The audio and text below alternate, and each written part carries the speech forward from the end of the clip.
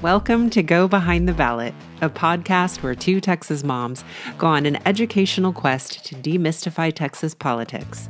Join me, Nicole Abshire, and my co-host Claire Campos O'Neill as we deep dive into the most burning issues, hear stories from candidates, and offer hope in these challenging political times. Let's saddle up and go behind the ballot.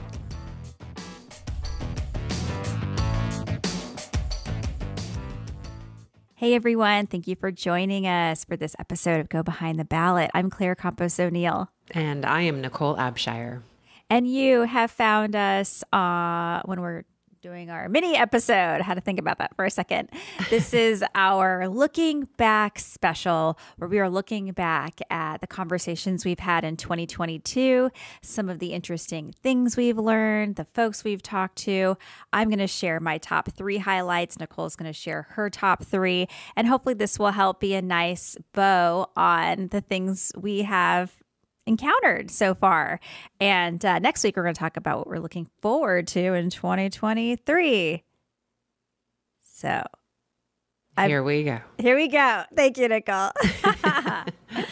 All right. Well, let's just jump right in. Okay, Nicole, should we I was like, should we do a countdown? I was like, but mine are all sort of like, it's not like one's better than the other. So. Oh, right. Yeah, me either. I have them listed as a 1, 2, 3, but it's in no particular order. Yes. Well, let's start number 1. Tell me one thing, your first thing that comes to mind as a highlight for our 2022 journey so far. This one came to me very easily. Actually, they all did. It was more of just how to narrow in a way that would make sense for this discussion. The first one for me was our first interaction from a listener who is our Midland-based listener. I won't name her because I didn't actually ask for permission, but it was exciting to me because that was our first engagement that we had. It was in our first series on education, and also because she's based in Midland, which people have heard me probably say that I have a lot of family in Midland. It felt like a sign, like something's working and I know Midland. And it was also really special to me because it was somebody who wasn't in Austin. So it felt like somebody outside of the bubble. So it felt like we'd kind of broken through in some way. So that was the first thing that came to mind. That was very exciting to me. Yes, I'll tag on to that. I guess I'll say my first thing I'll mention is, just the feedback we've received so far from our listeners. And it's been really encouraging to know that people are out there, people are finding us organically, which is really incredible. And we are having somewhat of an impact. We're getting comments on our social media. People are being added to our newsletter. Don't forget to sign up for the newsletter. It's awesome. And it's really nice to know there's someone on the other end. And our whole goal is to be impactful, to provide real solutions on how to reclaim your power. But first, to really understand what is going on in this state. What is this invisible machinery that's controlling everything? And I think once you have that foundation, then it's like, okay, and how are we going to shape it and influence it and be a part of the process? Because we can be. The hard part is figuring out what that toolbox looks like. So, yes. As we are going to do, we're going to keep giving you tangible things that empower you, because it's time for us to get some power, right, Nicole? Absolutely. Yeah. So I say I'll piggyback. Our connection with our listeners has been incredible. So grateful. And I'll give a little spoiler for looking ahead. Something to look ahead for is more listener engagement and more opportunities to interact with us. So put that in the back of your mind. Okay, let's move on to number 2. What do you have for number 2, Nicole? I had the candidates who won that we talked to, who were up for office. So James Tallarico, who won his seat in the Texas House, for Candace Hunter, who won a seat on the Austin ISD Board of Trustees, and Dr. Michelle Gutierrez Cohen, who won a county, oh my goodness, I already forgot. Thank you, county commissioner position in Hays County. And it just gave me so much hope at a time when I was not feeling all that hopeful. it reminded me to stay locally focused and just to remember how important those offices are. And without those conversations and this podcast journey, I wouldn't have had that perspective. So that was one of my favorite things. Yes, same. I'll just tag on to this one for you. But after the elections happened, Nicole and I went to a recording of Tribcast, which is the Texas Tribune's podcast. And they were talking about how all of the Democrats who are running for statewide offices had lost. You know, where does the party go from here? And an interesting thing that they said that still rings in my head is how there isn't really a bench for filling those upper positions. And those are hard to run for because you need so much money, so much name ID, so much of everything. It's like running on steroids. And the exciting thing, like you're mentioning, Nicole, is with these really local candidates is they are getting this experience under their belt. They're really interacting with their communities, and it gives them the opportunity to move up if they want to. And it's not really being about Democrat, Republican, but just being a good public servant. And the folks we talk to are absolutely that.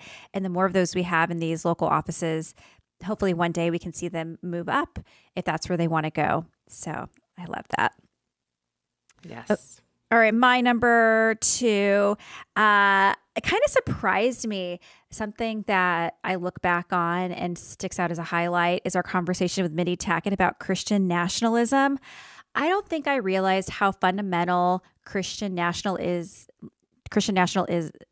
is to like the air we breathe in Texas politics. It is so ubiquitous. It is so like behind the scenes, invisible machinery to a lot of these bills that get passed that people don't really support. The public generally doesn't support. And you're just like, where'd they get that from?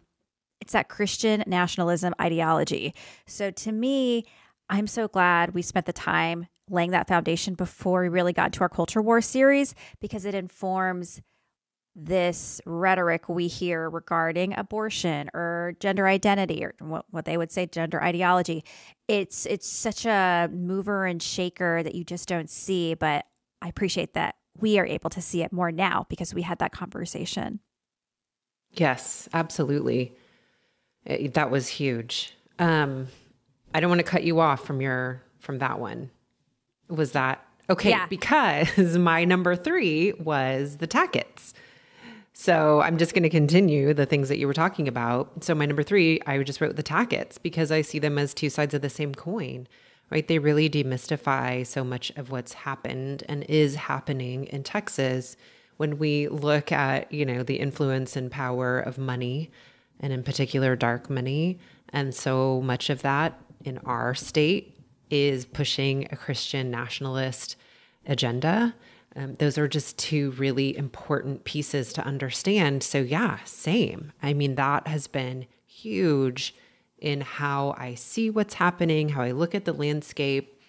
And it's interesting too, to see folks now who, I see both. I see some people who are proudly proclaiming their Christian nationalist agenda, and I see people who are a little more secretive about it and kind of more do the dog whistle little call outs to Christian nationalism. But for me to have my antenna up and to be aware is hugely important.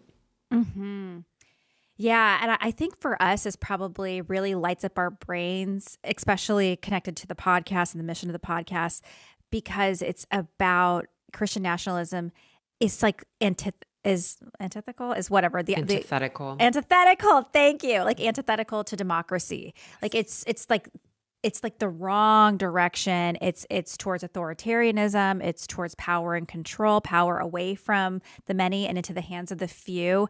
And that's very alarming and concerning. And that's why I think when we have conversations with Chris or Mindy, it's like, thank you for explaining what's happening, because you can feel it like something's not quite right. And it's like, it isn't. And there's a reason. And there's like this whole infrastructure that has been formed to push us away from democracy. But, something we really want to do is lean into democracy. How do we become more involved? So yeah, they are like shiny beacons. Thank God for them and the work they're doing and the work of the folks they're highlighting are doing. For sure. Learn from one another. Yes. Well, and the other part of their story that I love so much is they're just real people. Do you know what I mean? They're not these really lofty scholars. They are people who very much looked in their community and decided to figure out what was happening. And I love that they're just really steadfast and relentless in speaking truth to power. They're well-rounded, they're kind, they're joyful. They're just really interesting and great folks, to follow and be connected to.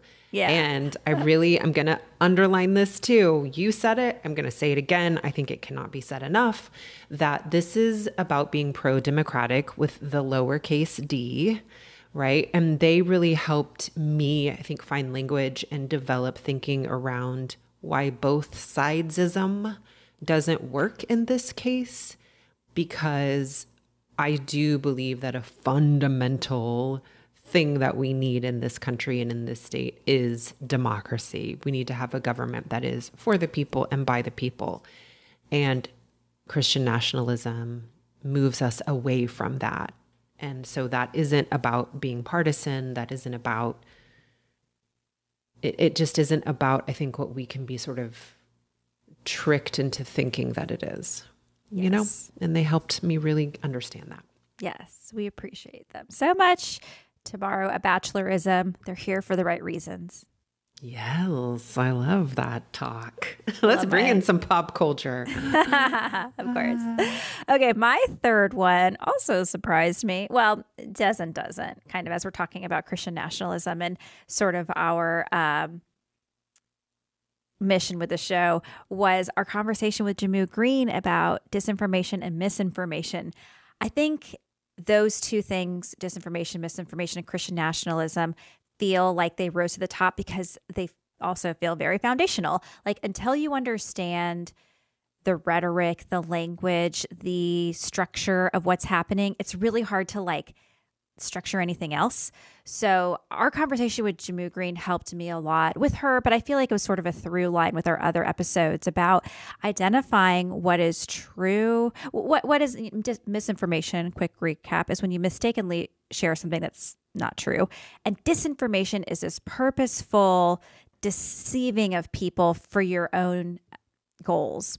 And that was so good to sort through in my brain.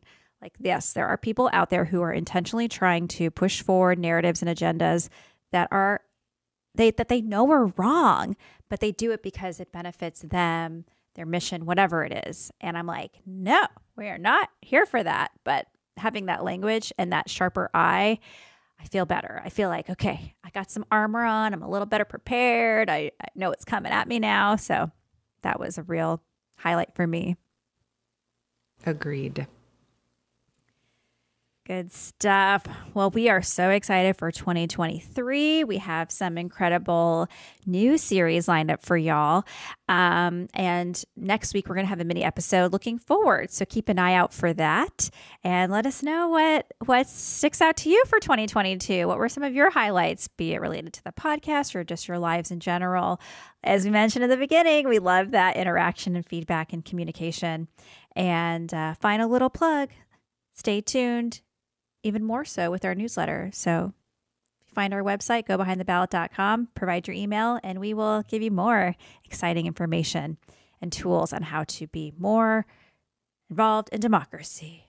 Absolutely. And if you love to give gifts this holiday season, feel free to subscribe and rate and review us. Yes. That would be such a great gift. Thank you, Nicole. Yeah, subscribing is all those things. We love them all. Because if you subscribe, then you're going to get those episodes every week. And you'll be like, oh, yeah, I need to tune in. Or I need to rate because it helps other people find it. So we're going to keep that spirit of reciprocity as we enter the holidays. So thank you again, everyone. We will chat with you soon. Thank you, everybody, for joining me, Nicole Abshire, and my co-host, Claire Campos O'Neill, on Go Behind the Ballot. Hopefully, we've demystified some little portion of Texas politics, and we hope that you'll do more with us. Check out our website at www.gobehindtheballot.com, where you'll find links to all of our social media, and you will find our community. Let's join together and do more. We hope you'll let us know what is working, and we hope you'll join us next week. Thanks, everybody, and have a good one.